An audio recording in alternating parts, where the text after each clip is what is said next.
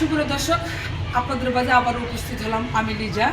আজকে আমি আপনাদেরকে একটা দেখানোর চেষ্টা করব যে অসহায় মানুষরা বিগত দিনে যারা কোনো কিছুই পায় নাই সরকারের কাছ থেকে, এই নতুন সরকার আসার পরে, বিএনপি সরকার আসার পরে যে আমি লিজা আমার মাধ্যমে তারা কি কি আমি দিচ্ছি আপনাদের মাঝে কিন্তু তুলে ধরার চেষ্টা করতেছি। যদি আমি কথা বলি, যারা এখানে অসহায় দরিদ্র যারা আছে তাদের সাথে একটু কথা বলবো, তাদেরকে আজকে যে সরকারিভাবে যে মানে এই শুকনো খাবার দেওয়ার জন্য আমি তাদেরকে নিয়ে এসে আমি একটু কথা বলবো।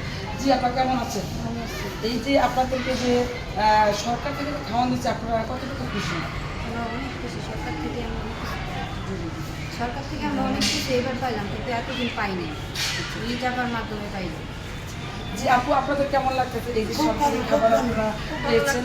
খুব ভালো। আপনারা আনন্দিত লাগতেছে। আমাদের সাংবাদিক চাপার মাধ্যমে আমরা এই যাবৎকালে কিছু তো পাই নাই, আপার মাধ্যমে আমরা পাই অনেক খুশি।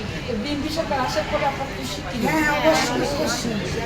বিএনপি সরকারের মানে দোয়া করবেন আমরা তো? চাই হ্যাঁ, এই দরকার সরকার সব যাতে সব সময়ের জন্য আমাদের এই সহযোগিতা যেন চালাইয়ে যায়, আপার মাধ্যমে যেন আমরা আরো সহযোগিতা পাই, সেটাই বলতে চাই। জি ধন্যবাদ আপনাকে।